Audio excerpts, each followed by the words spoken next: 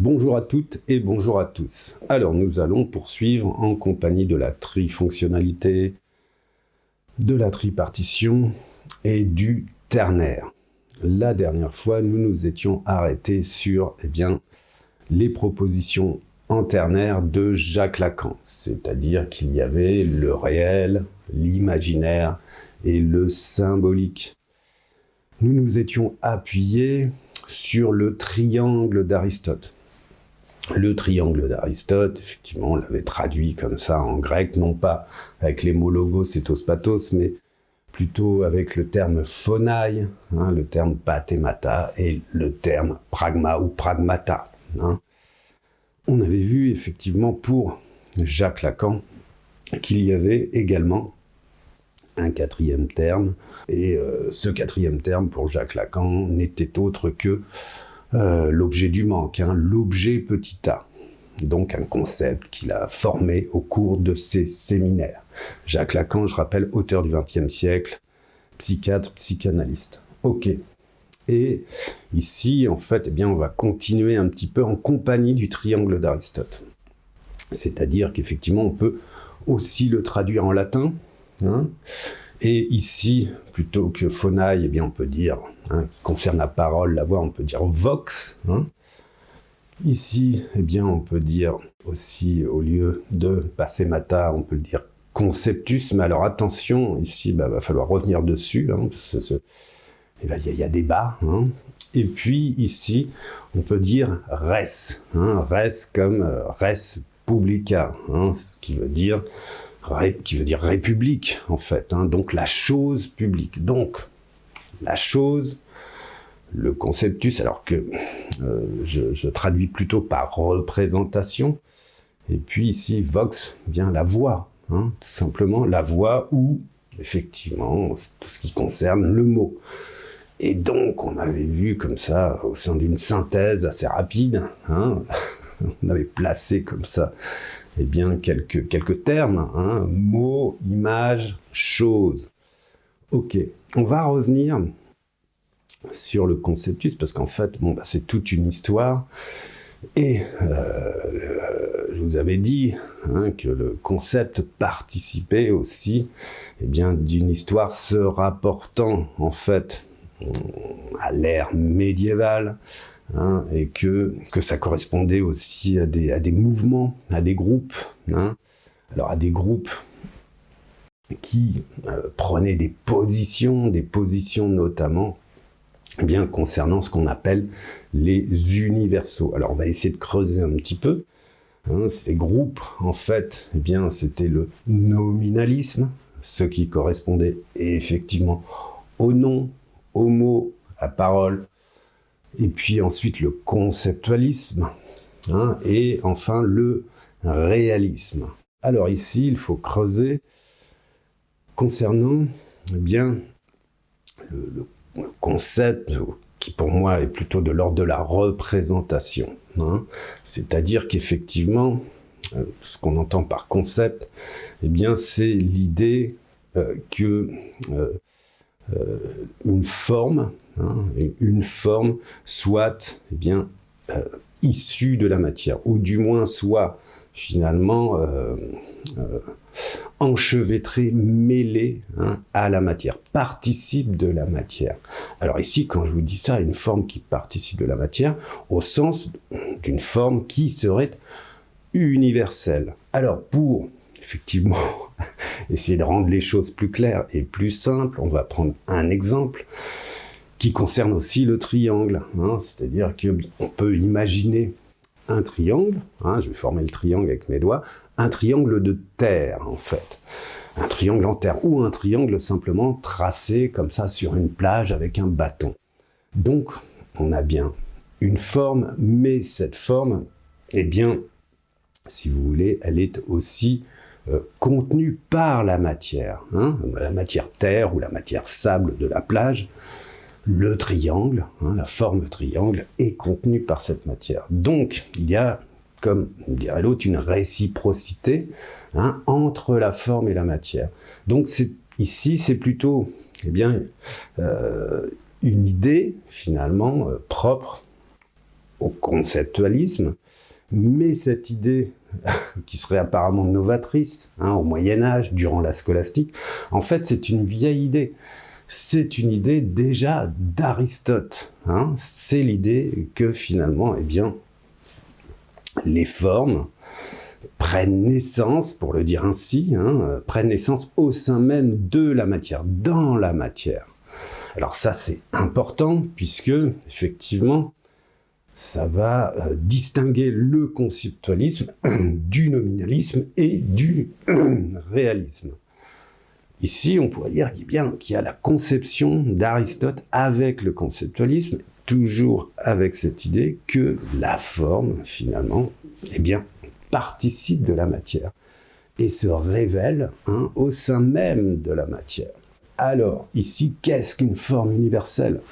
Je vous ai parlé du triangle. Ce triangle qu'on pouvait tracer sur une plage, ou d'un triangle de terre. Mais, justement, le triangle, on peut le dégager de la matière. On peut le soustraire de la matière. Et ce triangle, finalement, c'est une forme considérée comme universelle. Pourquoi ? Parce que ce triangle, le terme triangle, finalement, va contenir toutes les formes de triangle. Le triangle isocèle, le triangle rectangle, etc., etc. Donc, c'est la raison pour laquelle le triangle est entendu, au même titre qu'un universel. Ok, ça c'est une première phase. L'idée, en fait, c'est que pour les réalistes, effectivement, ce triangle, alors pour les réalistes qui sont effectivement platoniciens, donc on pourrait le dire pour Platon, ce triangle, cette forme universelle, précède, en fait, on dirait, l'engendrement de la matière. Alors ici, on est sur des conceptions plutôt qu'on pourrait qualifier de théologiques, c'est-à-dire que, effectivement, avant la matière elle-même, il y avait des formes universelles. Le carré, le rond, le triangle, mais pas seulement. Si on s'en réfère à Platon, il y a aussi, ce dont je vous ai déjà un petit peu parlé, les idées contemplatives qui sont au-delà des apparences, qui sont au-delà de la matière et qui sont, imputrescibles, éternelles, identiques à elles-mêmes. Donc on a des universaux, alors comme des formes géométriques, triangle, rond, carré, mais on a aussi des données qui se rapporteraient à cette petite grille de lecture, qui serait le vrai, le bien, le beau. Ces données-là, qui participent aussi de l'universel, des universaux, pour Platon, leur existence précède la matière, en fait. Alors que là, effectivement, je rappelle, pour Aristote, leur existence, quelque part, sont fondues dans la matière. Elles se révèlent avec la matière. Ce que je vous dis là, c'est très important, puisque, d'un point de vue théologique, si les formes universelles, comme, évidemment, le vrai, le bien, le beau, précèdent la matière, ça veut dire qu'il y aurait peut-être une force, une entité, qui a elle-même précédé la matière pour mettre en place, finalement, ces universaux. Et cette entité, évidemment, qui précède, ça serait bien, effectivement, une entité divine. Ça serait bien les dieux, ou tout simplement le Dieu, au temps de la scolastique, tout simplement le Dieu chrétien, en fait. Donc qui, finalement, aurait comme ça fabriqué des universaux. Alors c'est effectivement le groupe à la fois réaliste du temps de la scolastique. Donc là on a les conceptualistes, les réalistes, et finalement ce groupe est considéré plutôt comme des idéalistes, en fait. Ça concerne l'idée, et notamment la contemplation des idées qui précèdent la matière. Donc, on a déjà ces deux éléments-là. Et Et ensuite, on a les nominalistes, hein, alors qui se font un peu taper dessus durant la scolastique par les réalistes. Et les nominalistes, eux, pour eux, eh bien, la forme, les universaux, l'universel, donc le triangle, le carré, etc., le vrai, le bien, le beau, eh bien, c'est après la formation de la matière.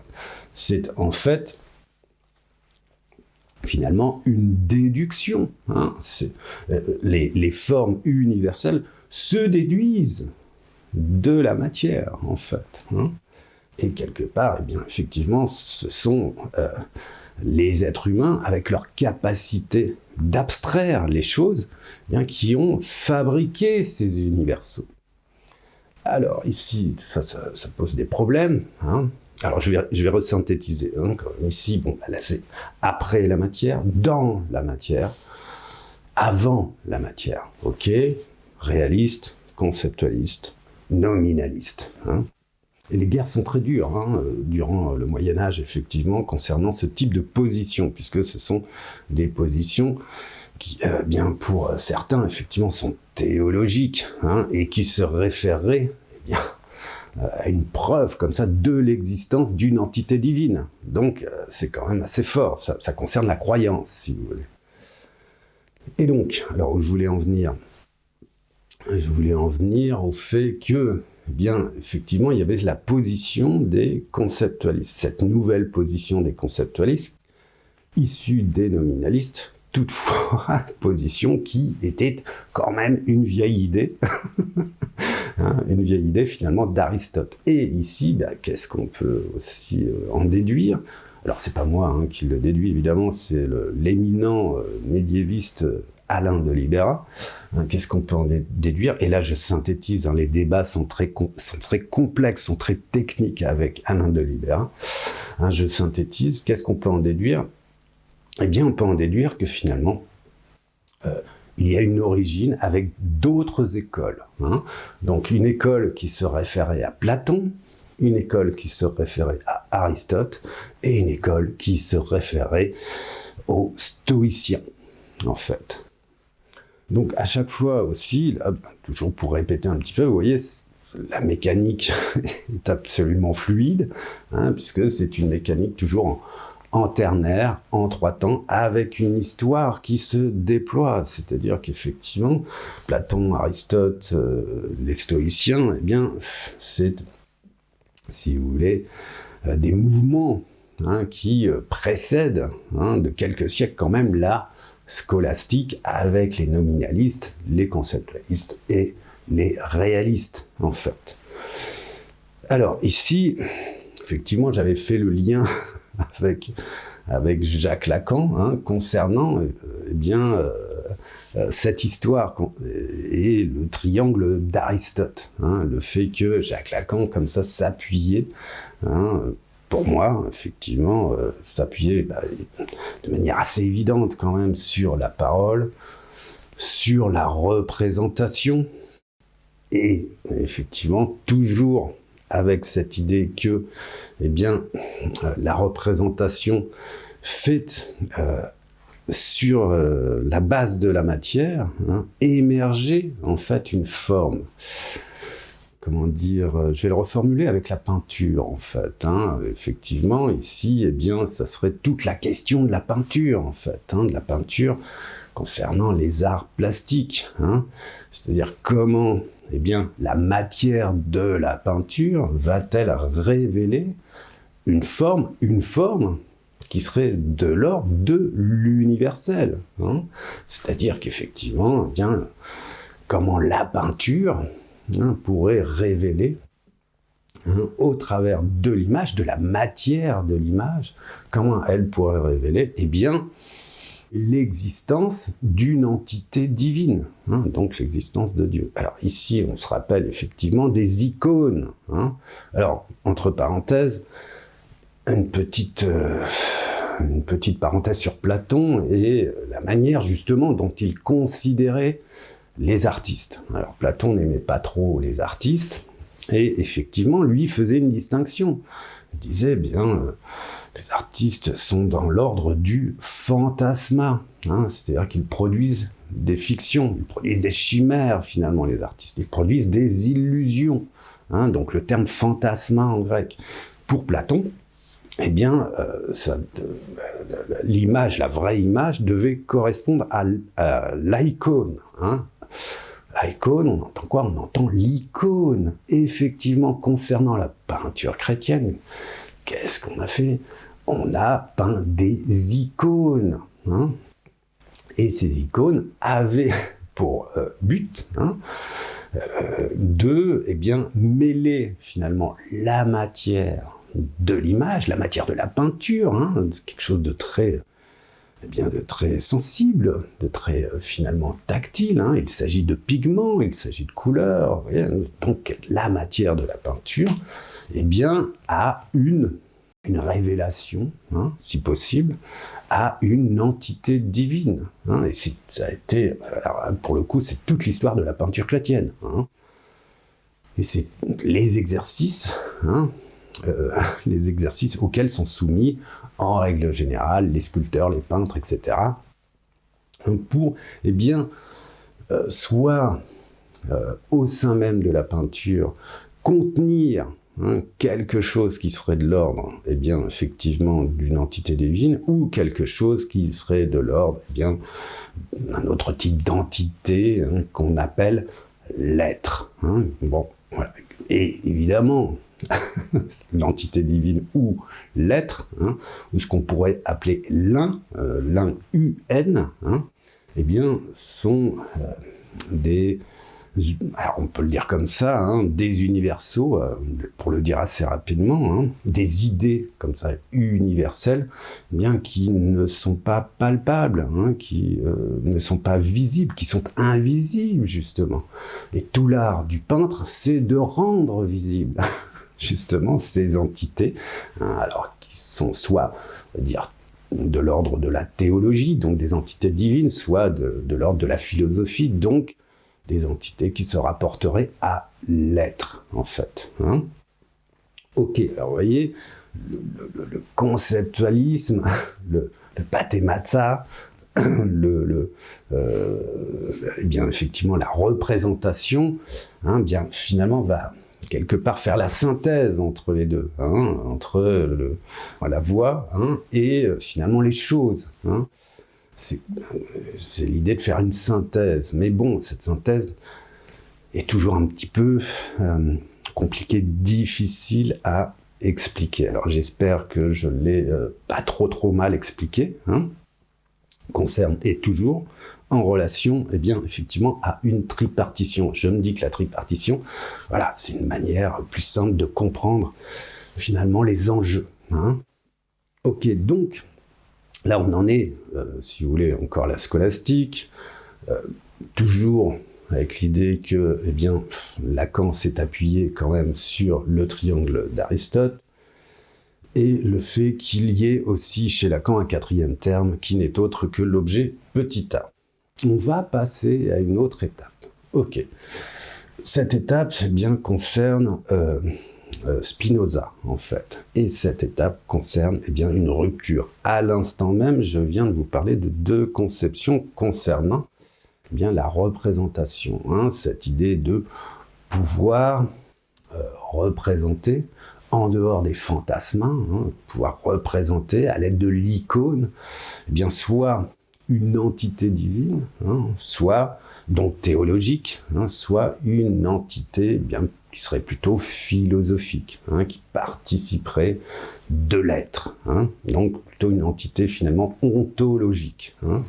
Ici, l'idée, c'est de comprendre qu'à un moment donné, après la scolastique, justement, avec et en compagnie, alors on va pas trop en parler de Descartes, mais surtout de Spinoza, on va surtout parler de Spinoza, qu'il y a eu une rupture, en fait, une rupture très forte entre, finalement, la religion et la philosophie, entre la foi et la raison.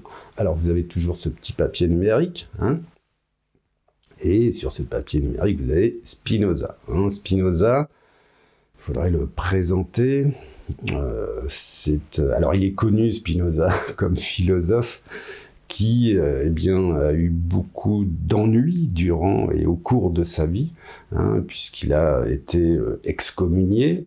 Il a vécu à Amsterdam. Alors Amsterdam, au XVIIe siècle, était une ville très riche et très libre, mais ça n'a pas empêché finalement que Spinoza soit excommunié. Et donc, au cours de sa vie, il a dû trouver finalement un travail pour se nourrir, et il a fini polisseur de lentilles de verre. Alors c'est un petit peu cette légende, alors qui n'est pas une légende pour le coup, de Spinoza finalement, le philosophe polisseur de lentilles de verre.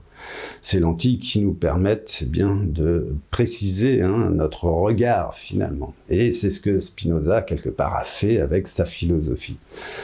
Alors Spinoza était très influent et est encore très influent aujourd'hui, puisqu'il a posé quand même quelques bases, au même titre que René Descartes, qui fonde la philosophie moderne. Et Spinoza, a été suivi par de nombreux philosophes, et notamment un qui m'intéresse plus particulièrement. On a parlé de son concept qui n'était autre que l'Aufhebung, l'Aufhebung qui est ici, et c'est George William Friedrich Hegel qui, effectivement, le dit explicitement au sein d'un livre qui s'intitule « La science de la logique ». Alors Hegel nous dit qu'il est spinoziste, et qu'il faut poursuivre le projet de Spinoza.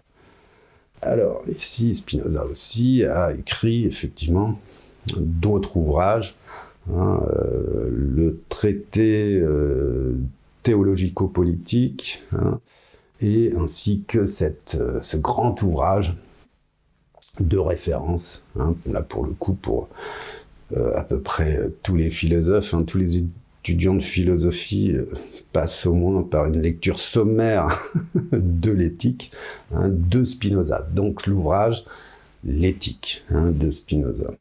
Alors ici, ce qui m'intéresse, c'est effectivement avec Spinoza qui est aussi un philosophe difficile, c'est-à-dire que la lecture de ce livre est pas simple. C'est que Spinoza va renforcer lui aussi la séparation finalement entre l'Église finalement et ou inaugurer la séparation entre l'Église et l'État finalement. Il va renforcer la séparation entre la théologie et la philosophie en fait, ou entre la religion et la philosophie. Renforcer la séparation, la distinction entre la raison et la foi. Alors ici, sur ce petit papier numérique, effectivement, c'est toujours cette idée de proposer comme ça des séries de concepts en 3 temps. Vous avez opinion, croyance, raison. Alors, raison qu'il appelle connaissance claire et distincte. Mais bon, j'ai mis raison. Opinion, croyance, raison. Si je vous mets cette série de concepts, alors, qui sont tirés du traité de la réforme de l'entendement, autre livre de Spinoza, c'est pour faire une comparaison osée. Je vous ai dit qu'il y avait un ordre du discours, une histoire d'ailleurs, on vient d'en parler, on vient d'en parler en compagnie d'ailleurs d'Alain de Libera, de manière très succincte. Et puis, je vous ai dit qu'il y avait un ordre social. Et ça, on avait vu ça, un ordre social idéal. On avait vu ça avec Platon, on avait vu ça surtout avec le Mahabharata, en compagnie de Georges Dumézil. Ok, et là, l'idée, pour moi, c'est de faire une comparaison assez osée entre, l'ordre du discours, que propose finalement Spinoza, et finalement, un ordre, qui serait plutôt l'ordre social. En les comparant, on a remarqué quelque chose au sein de l'ordre social, c'était qu'il y avait une disposition comme ça, idéale, évidemment, hein, avec la richesse, la force guerrière et le gouvernement et la croyance. Moi, ce qui m'intéresse ici, c'est que bien Spinoza va placer la croyance sur les petites étagères, finalement, bien la croyance quelque part à la place de la force. Alors ici, il y a sans doute un raisonnement logique à faire, une interprétation de ma part, une spéculation de ma part concernant le fait que Spinoza place la croyance au deuxième étage, si vous voulez.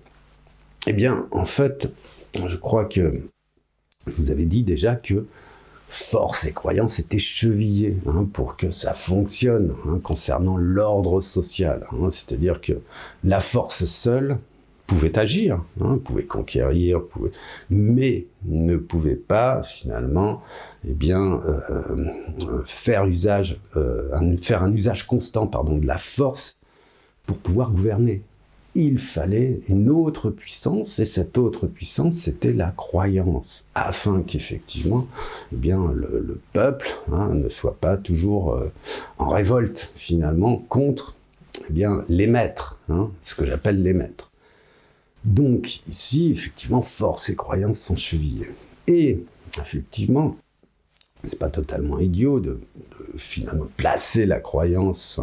Alors là, ici, concernant l'entendement, concernant l'ordre du discours, évidemment, mais de placer la croyance à ce niveau-là, au niveau de la force, puisque c'est la croyance qui va activer la force. Alors on le voit bien aujourd'hui, de manière contemporaine, c'est la croyance, même si c'est un prétexte, c'est quand même la croyance qui va activer la force. Alors ici, on peut se référer, je vais tracer comme ça, faire un bond dans l'histoire, mais on peut se référer à une réflexion de Karl Marx, concernant le fait que les croyances, les religions, soient des idéologies, et que finalement le capitalisme, puisque c'est l'époque où Marx critique le capitalisme, soit également une idéologie.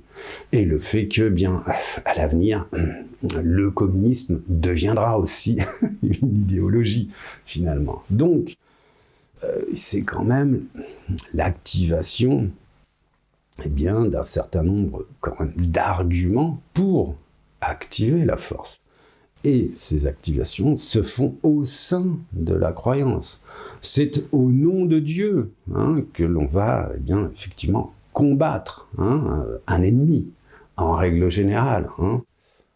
C'est au nom de Dieu qu'il y a eu les croisades quand même. Donc on a activé une force comme ça pour aller de l'Europe jusqu'à Jérusalem, pour finalement reconquérir comme ça par le biais des croisades Jérusalem. Donc l'idée c'est qu'il y ait quand même toujours une raison en fait. Alors même si c'est pas la bonne raison, mais qu'il y ait toujours une raison, une raison qui, par le biais de la force, va contraindre, une raison qui va effectivement dire que l'on peut, éventuellement, dans le cadre d'une guerre, que l'on peut tuer son prochain, que l'on peut tuer son semblable.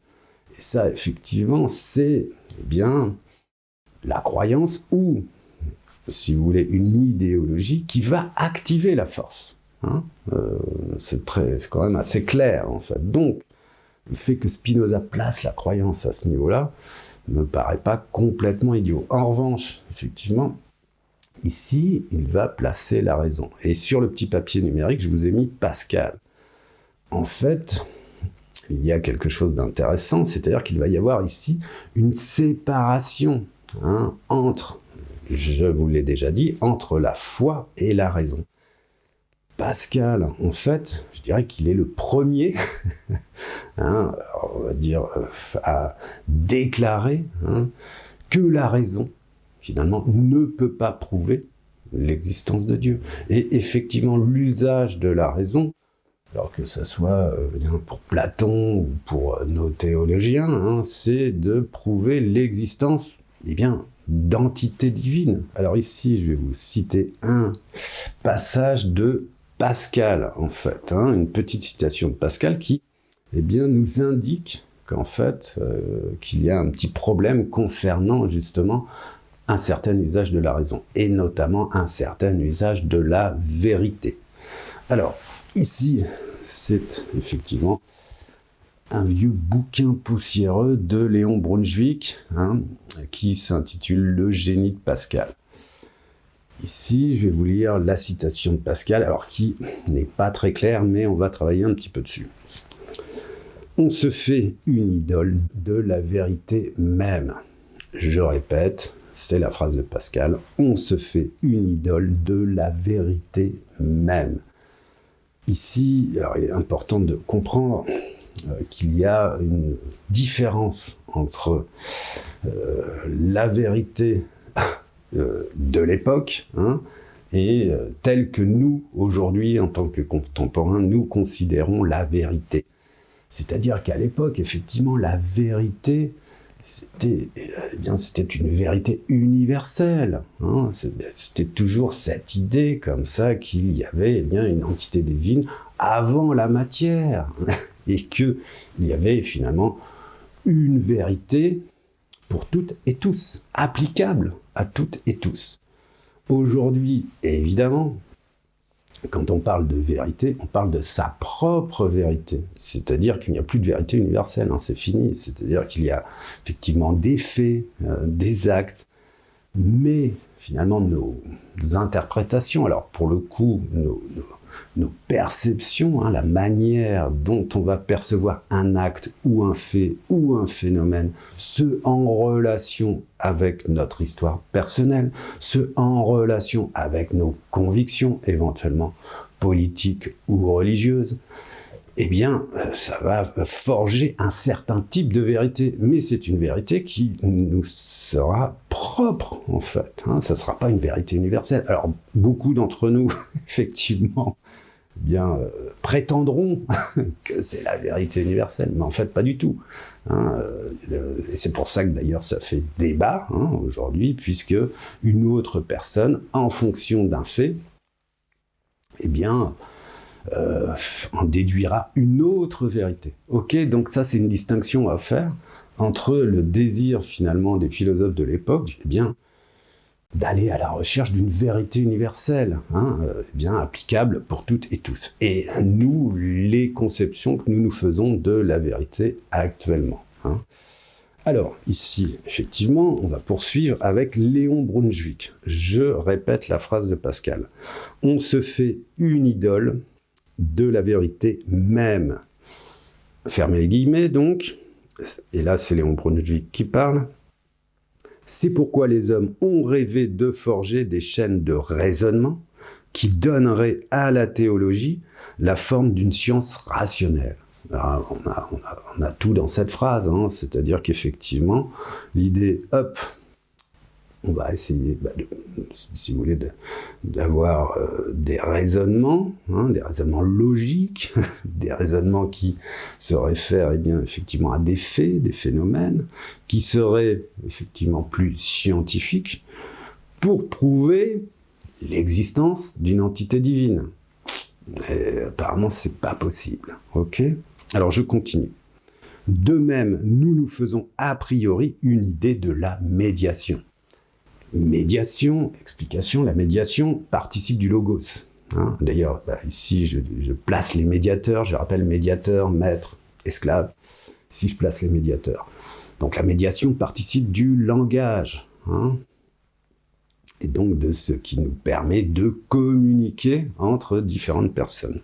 Donc, de même, nous nous faisons a priori une idée de la médiation, comme quelque chose de magique finalement. Nous imaginons que la réconciliation entre le Créateur, Dieu, et les créatures, les hommes et les femmes, devait s'accomplir dans la lumière intelligible de l'unité retrouvée. Alors ici, il y a plusieurs choses aussi. Donc Créateur, créature, automatiquement, distinction entre Dieu, les hommes et les femmes. Et puis l'idée on puisse finalement unifier en fait, unifier finalement sous l'angle d'une lumière intelligible. Donc la lumière intelligible, c'est le raisonnement rationnel, hein, et sous cet angle, eh bien, on retrouverait comme ça l'unité, hein, une unité qui serait, eh bien, la vérité universelle, hein, applicable à toutes et à tous. Manque de bol, eh bien, ça ne marche pas. Et c'est Pascal, finalement, qui le constate avec sa petite phrase. Et en fait, que nous dit Pascal? Eh bien, Pascal nous dit qu'il y a une séparation entre bien la foi et la raison. Et ceci se réfère d'ailleurs au fameux pari de Pascal. Hein, vous irez voir le pari de Pascal. Et justement, au sein de ce pari, faire un choix. Hein, nous avons à faire un choix entre eh bien, la grâce, hein, chez Pascal, la foi, ou le néant. Hein. Ok. Donc, ici, il y a un moment historique très fort avec Pascal. Alors, Pascal, contemporain de Descartes, de René Descartes, et puis Spinoza aussi, un contemporain de René Descartes et de Pascal. Il y a une rupture très forte, et qui concerne un bouleversement. Alors évidemment, ça s'accompagne des découvertes scientifiques, hein, de Copernic, hein, évidemment, Copernic qui nous dit explicitement que la Terre tourne autour du Soleil. Ce n'est pas l'univers qui va tourner autour de la Terre. Hein. Ok, donc ces découvertes vraiment vont créer un séisme en fait, hein, un séisme concernant des visions du monde, concernant effectivement cette question des universaux, hein, des idées universelles finalement qui seraient avant la matière. Hein.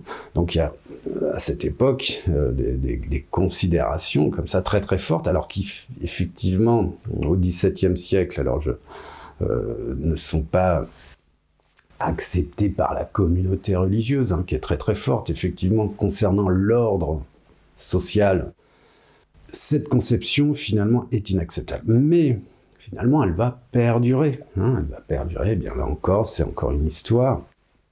Et elle va même aller jusqu'à Kant, là, c'est le XVIIIe siècle, hein, et puis Kant va quand même constater qu'il n'est pas possible hein, de saisir des universaux, hein, de les comprendre, de les capter, si vous voulez, hein, en dehors de la matière, c'est-à-dire, ou du moins, alors avec Kant il y a un doute, hein, ce qu'il appelle l'en-soi, ou ce qu'il appelle le noumen, hein, noumen, phénomène, hein, ce qu'il appelle le noumen, finalement, va être en dehors finalement, de son projet, hein, du projet kantien, c'est-à-dire en dehors de ce qui nous est connu, en fait. Hein. Et le projet kantien, c'est de travailler sur ce qui nous est connu. Ce qui nous est inconnu, ça reste de l'inconnu, en fait, hein, tout simplement. Donc, pour Kant aussi, il va y avoir aussi une séparation, finalement, entre la religion et la philosophie. Toutefois, effectivement, c'est pas une affaire facile, c'est plutôt une affaire complexe, surtout à l'époque, hein, notamment au XVIIe siècle où on pouvait aller assez rapidement sur un bûcher, être condamné donc par les ecclésiastes, hein, si on avait telle ou telle thèse, hein, contraire justement au dogme chrétien, hein, et donc contraire finalement au dogme platonicien, hein, c'est-à-dire qu'il y a des universaux avant hein, l'engendrement de la matière finalement. Ok, alors je vous ai parlé de Kant, mais très rapidement on y reviendra justement entre phénomène, noumen, etc. etc. Mais c'est pour vous dire aussi qu'il y a une histoire en fait, hein, une histoire qui se fabrique petit à petit comme ça, et qui se fabrique éventuellement en ternaire. Ok, on va passer, là encore, à une autre étape. Alors, je vous fais passer comme ça d'étape en étape. Ici, avec Spinoza, l'idée, effectivement, c'était, de frotter comme ça, de mettre en parallèle hein, l'ordre du discours hein, et l'ordre social. Et là, on va continuer encore hein, sur ce chemin. Et on va continuer notamment avec Michel Meyer. Avec Michel Meyer, alors, vous le présentez, c'est un rhétoricien, rhétoricien belge, très savant, qui a eu la chance de faire 4 conférences au Collège de France. Donc ces conférences sont visibles sur le site du Collège de France. Et ce très brillant rhétoricien, à un moment donné, évidemment, s'appuie, alors là, on va dire constamment sur logos et pathos, mais à un moment donné, va élaborer une tripartition qui est fort riche et fort intéressante. C'est-à-dire que cette tripartition, c'est aussi des moments de l'histoire qui vont concerner la nature humaine et qui vont concerner des décloisonnements, en fait. Et le fait qu'on ne puisse pas aller contre la nature humaine. Donc ça va effectivement toucher de plein fouet la morale, l'idéologie morale, et ça va toucher de plein fouet l'évolution des mœurs. Michel Meyer va nous parler finalement de 3 termes. Ces 3 termes sont la concupiscence, le désir immédiat finalement. Il va nous parler de l'orgueil, donc de l'image de soi que l'on met en avant, évidemment. Et puis, il va nous parler de la cupidité. Alors là, c'est intéressant, là, ça nous parle effectivement de l'argent, finalement, ou de l'avidité, en fait, concernant des biens matériels, la cupidité. Ok, on a ces 3 termes. Ces 3 termes un petit peu poussiéreux, c'est-à-dire qu'effectivement, concupiscence, orgueil, cupidité, ce sont des termes qu'on n'utilise plus tellement aujourd'hui, mais c'est pas très grave. Et il va nous raconter qu'il va y avoir une évolution historique, une évolution historique, et bien là encore, grâce, on va dire, à des scientifiques, à des philosophes. Le premier terme sur lequel va s'appuyer Michel Meyer, c'est l'orgueil. Et le fait que, il y ait un philosophe qui s'appelle Machiavel.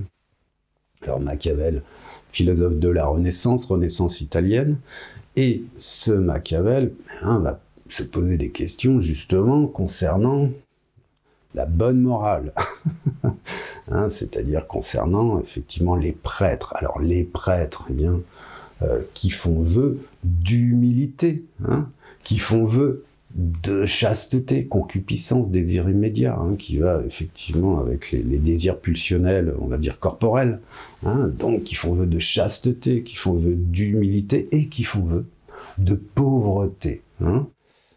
Et en fait, Machiavel constate, c'est ce que nous dit Michel Meyer, Machiavel constate quoi ? Il constate qu'en fait, ok, les prêtres, finalement, sont pauvres, sont finalement chastes, c'est l'ordre, la règle morale pour un prêtre, mais ils ne sont absolument pas humbles, en fait. Alors, effectivement, ici, c'est l'orgueil, effectivement, à l'époque de Machiavel, le pape, le pape, c'était un pape guerrier, il faisait des guerres pour conquérir des territoires. Le pape, finalement, c'était le bras armé de Dieu, vous voyez. Donc, Machiavel constate effectivement que, le croyant et le prêtre, notamment, la figure du prêtre n'est pas très humble, en fait. Elle est même guerrière, si vous voulez, cette figure. Et au-delà même de l'idée de la guerre, le prêtre veut gouverner, surtout à l'époque de la Renaissance. Le prêtre, effectivement, alors ne prend pas les armes, mais prend justement le livre, la Bible, pour pouvoir gouverner. Et donc pour pouvoir se mettre en avant aussi, en tant que, là pour le coup, il y a toute la hiérarchie, évêque, cardinal, pape, etc., etc. Et effectivement, c'est avant la crise avec les protestants, hein, c'est avant le protestantisme, hein, c'est avant Martin Luther, hein, cette histoire. Et effectivement, eh bien les catholiques, hein, les ecclésiastes, hein, bien, bon, pour le coup, s'enrichissent, hein, malgré tout. Donc, ils sont quand même un petit peu, malgré tout, cupides. Hein, donc, ils s'enrichissent avec, effectivement, bien la richesse, hein, produite par le peuple. Et notamment un certain nombre d'œuvres d'art. Hein. Il faut voir la collection du Vatican aujourd'hui, hein, par exemple.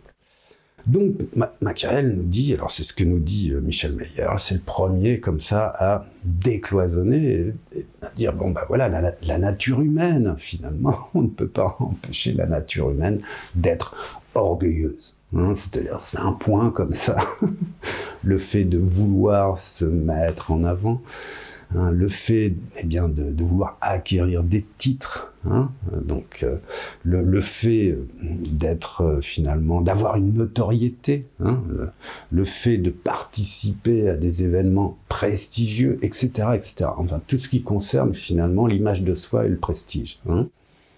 Ok. Ensuite, eh bien, Michel Mayer va passer, alors là, chronologiquement, eh bien, à la cupidité.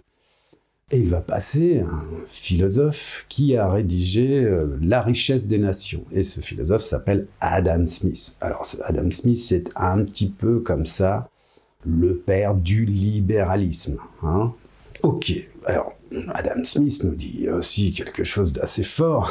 Il nous dit que bien pour que la nation s'enrichisse, eh bien, il faut en fait des personnes cupides, puisque plus les personnes vont s'enrichir, eh bien, plus ça va provoquer ce qu'Adam Smith appelle un ruissellement. Alors, il faut se rappeler aussi qu'à l'époque d'Adam Smith, on est au XVIIIe siècle, hein, il y a des investissements en termes de capitaux qui sont de plus en plus massifs, hein, concernant, eh bien, la construction des villes, concernant eh bien, la construction de bateaux, etc. Donc il faut réunir de plus en plus de capitaux, hein, donc de plus en plus d'argent.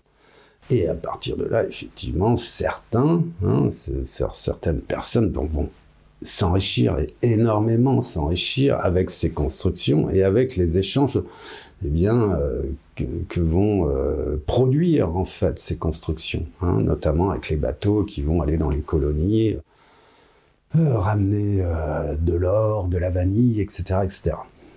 Et Adam Smith nous dit donc, bah, plus on est cupide, mieux c'est pour la société, hein, puisque ça va provoquer finalement un ruissellement pour les plus pauvres. Alors, à l'époque, effectivement, il y avait quand même encore un soupçon de morale chrétienne, c'est-à-dire qu'effectivement, il y avait la possibilité, comme ça, que eh bien, cet argent, par le biais, effectivement, si possible, eh bien, de l'État, par le biais de l'impôt, hein, qu'il y ait une redistribution comme ça, ou par le biais, justement, quand je dis ça, encore un soupçon de morale chrétienne, par le biais de la charité, hein, si vous voulez, qu'il y ait une redistribution, finalement, des biens. Alors, le truc, c'est que la nature humaine n'est pas tout à fait comme ça. On est cupide, on est plutôt pingre. Donc, on préfère, si vous voulez, amasser de l'argent, hein, pour soi-même.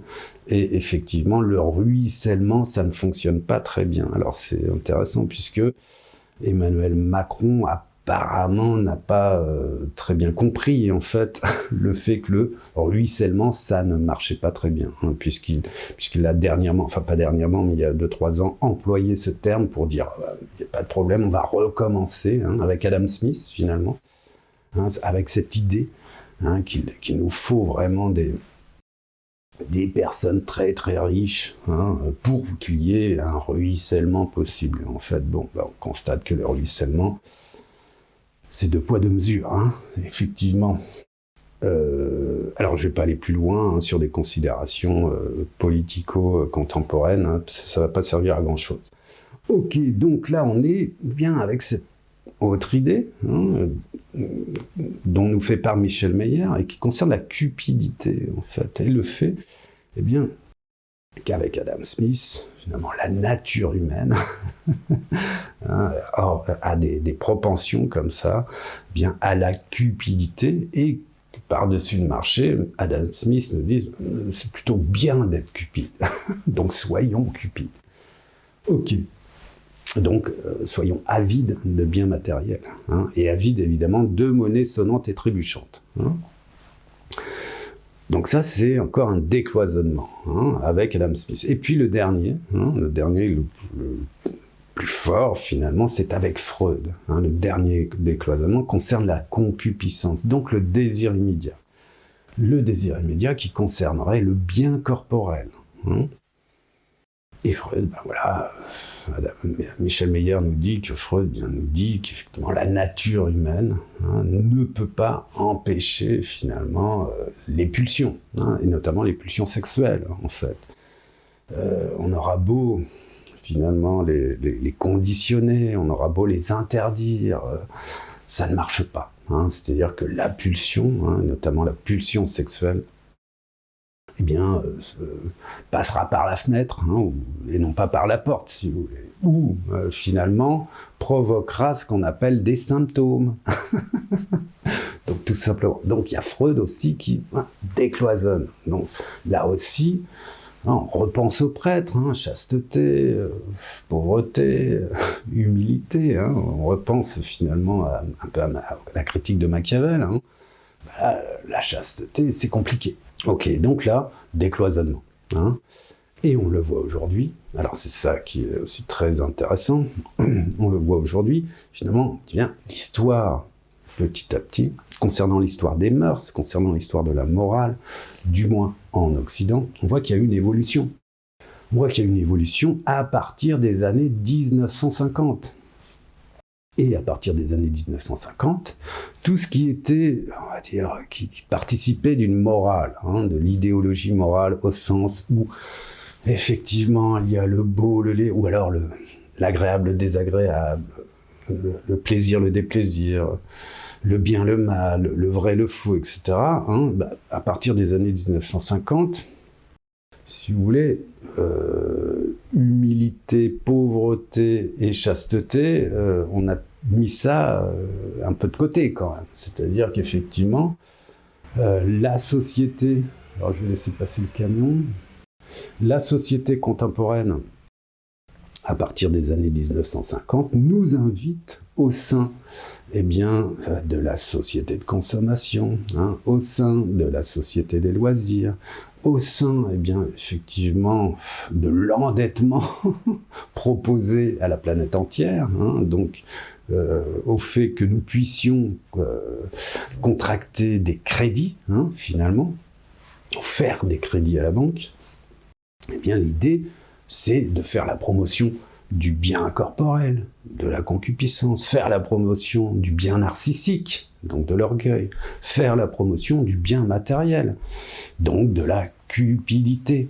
Et vous voyez, en fait, alors, il y a l'analyse de Michel Meyer, en 3 temps, mais en fait, finalement, aujourd'hui, depuis les années 50, il y a l'autorité morale religieuse, n'est plus vraiment là. Et en même temps, c'est ça qui est assez extraordinaire, en même temps, il y a quand même toujours un fond,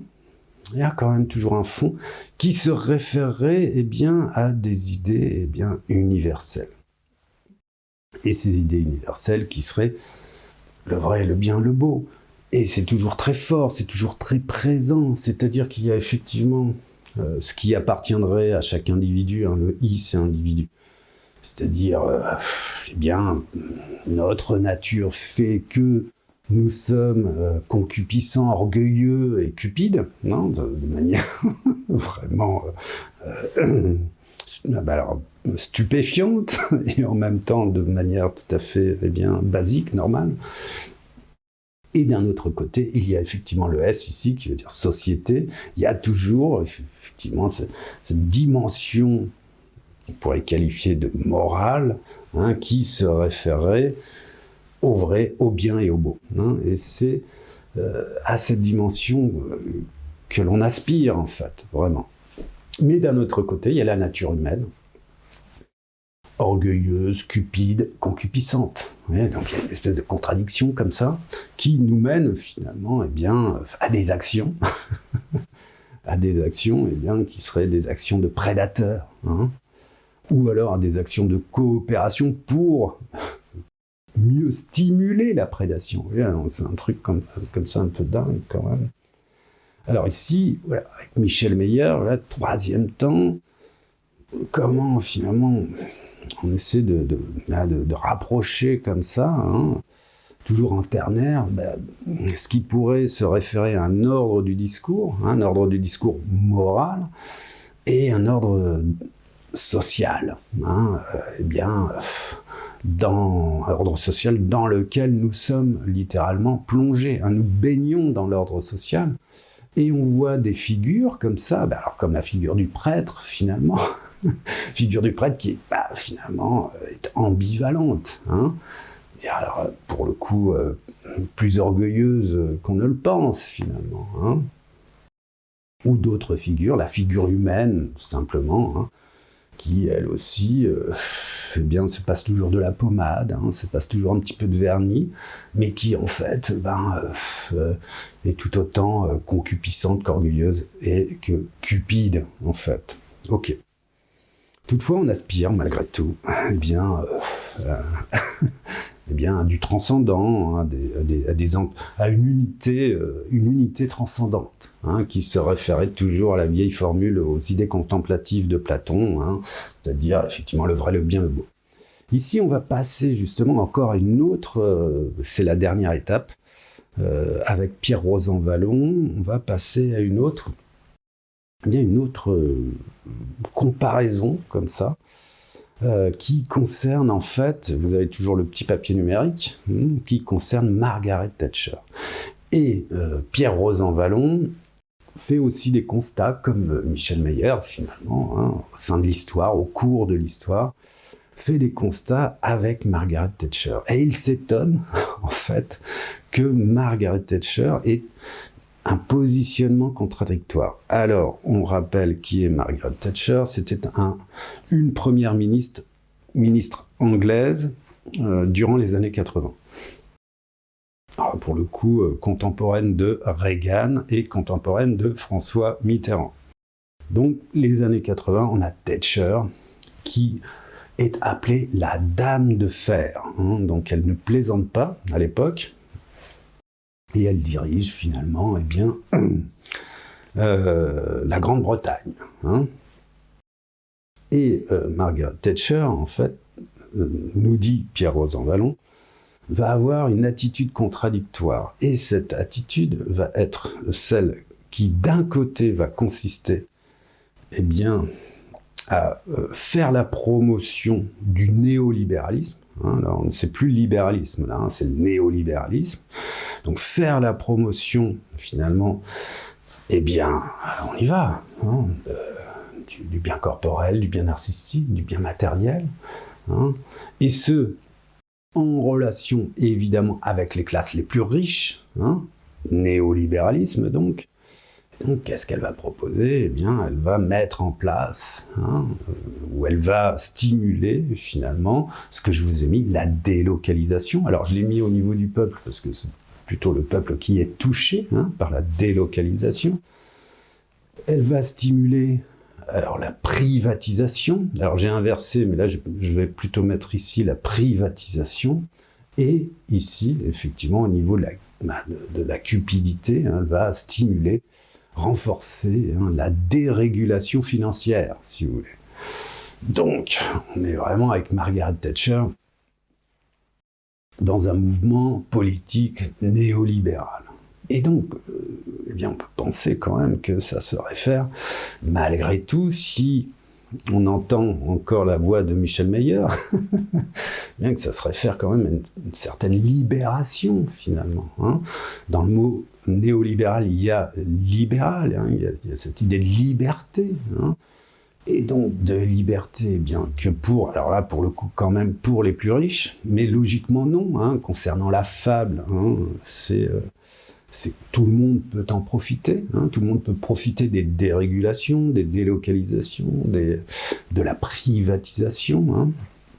Tout le monde peut logiquement en profiter, mais bon, c'est quand même les plus riches qui en profitent.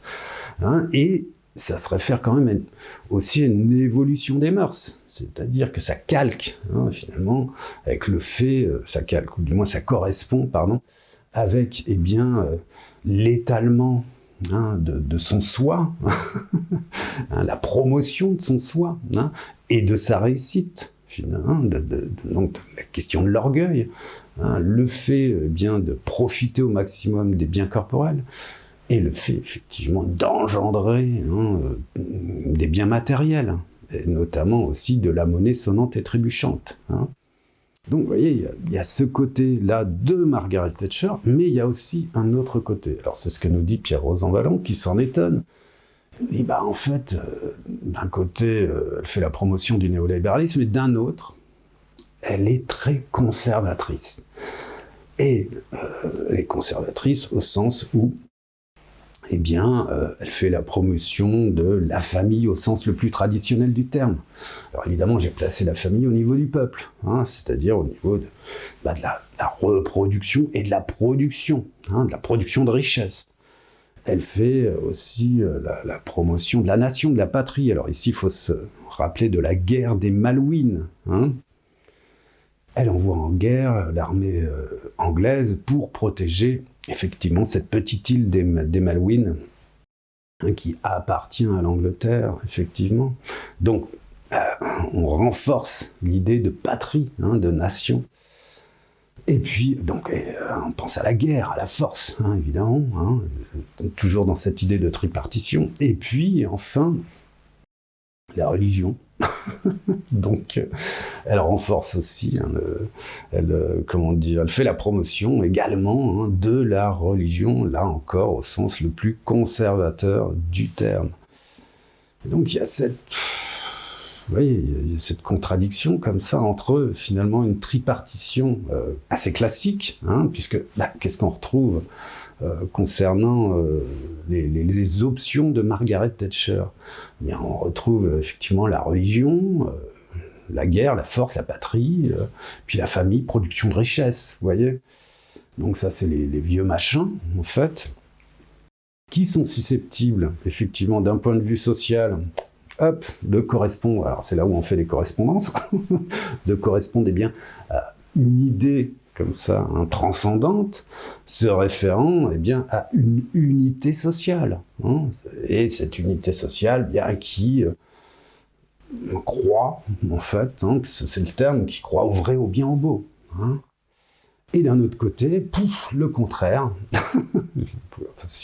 avec eh bien, l'évolution des mœurs, hein, et le fait que, eh bien, la nature humaine puisse s'exposer finalement, hein, dans tous ses travers, et ce sans, alors évidemment, hein, sans, on va dire, condamnation morale, hein, c'est-à-dire que même on incite finalement les personnes, eh bien, à être orgueilleux, cupides et concupiscents. Vous voyez ? Donc il y a ces deux choses comme ça qui sont assez contradictoires. Et on va s'arrêter là avec Pierre-Rose en Vallon, mais vous voyez, c'est l'idée, finalement, eh bien, de frotter comme ça. Alors je ne sais pas si je l'ai bien fait correctement, mais en tout cas, eh bien, de frotter un petit peu l'ordre social et l'ordre du discours. Et comment, finalement, eh bien, l'ordre du discours, hein, évolue, évidemment, l'ordre social aussi évolue, ou du moins prend ou a ou s'habille avec d'autres termes, hein, mais on voit que avec les tripartitions comme ça, il y a toujours eh bien, finalement une contradiction, hein, et c'est cette contradiction en fait qui pour moi est intéressante d'exposer en fait, hein, et de révéler. Alors il n'y a pas seulement moi, puisqu'effectivement, hein, il y a tous ces auteurs, hein, Michel Meyer, Pierre-Rose en Vallon, etc., etc. Ok, bien, je vous remercie et je vous dis à la prochaine fois.